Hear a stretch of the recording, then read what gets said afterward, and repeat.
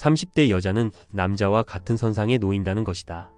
즉, 단순히 예쁘고 성격이 좋다는 것만으로는 충분하지 않다는 뜻이다. 마치 30대 남자가 잘생기고 성격이 좋아도 무일푼에 괜찮은 직업이 없다면 결혼 시장에서 외면받는 것처럼 30대 여자는 자신의 나이에 비례한 저축이나 자산이 있어야 한다는 것이다. 없더라도 합당한 이유를 제시할 수 있어야 한다. 이건 지나친 요구가 아니다. 합리적인 기준이다. 이런 이야기가 나오게 된 배경에는 2023년의 경제 상황과 사회적 변화가 있다. 남자들이 점점 결혼해서 경제적 안정성을 중요하게 여기고 여자들이 이를 충족하지 못했을 때 결혼이 깨지는 사례가 늘어나고 있다. 과거에는 외모나 성격만으로도 충분했던 시대가 있었다. 하지만 지금은 아니다. 연애 초반에는 잘 모르던 경제적 문제가 결혼 이야기가 나오면서 드러나고 결국 남자가 결혼을 포기하게 되는 경우가 많아졌다. 그런데도 여자들의 반응은 황당하다. 혼자 잘 먹고 잘 살겠다. 왜 증명해야 하냐는 반응이 대다수다.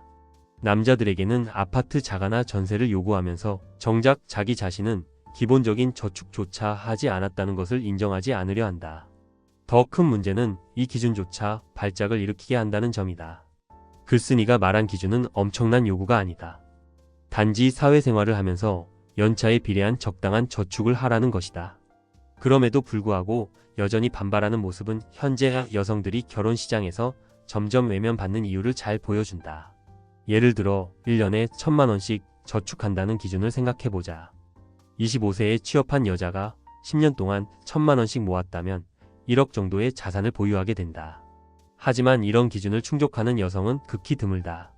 실제로 커뮤니티에 올라온 여성들의 반응을 보면 30대 초반인데 저축이 전혀 없거나 심지어 마이너스인 경우도 많다. 이는 단순히 개인의 소비 습관 문제를 넘어선 구조적인 문제를 반영한다. 이 상황에서 남자들은 점점 더 깨어나고 있다. 과거에는 외모만으로 결혼이 가능했던 시절이 있었지만 이제는 남자들이 경제적 안정성과 실질적인 파트너십을 중요하게 생각하기 시작했다.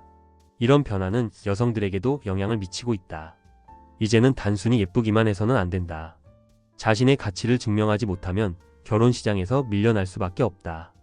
결국 30대 여자는 자신의 삶을 스스로 증명해야 한다. 30대 초반에는 여실히 증명해야 하고 30대 중반이 되면 적극적으로 증명해야 한다. 그렇지 않으면 외모가 아무리 뛰어나더라도 그 여자는 결혼 시장에서 외면받을 가능성이 크다.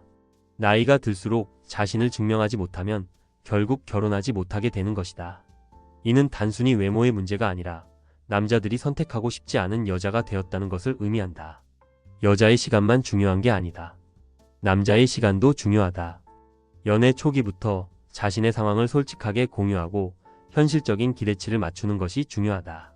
이는 남자와 여자가 모두 시간을 낭비하지 않고 서로에게 진정한 파트너가 될 수 있는 길이다. 이제는 여자가 자신의 가치를 증명하고 자신의 삶을 정리하며 더 나은 선택을 할 수 있는 시대가 되어야 한다.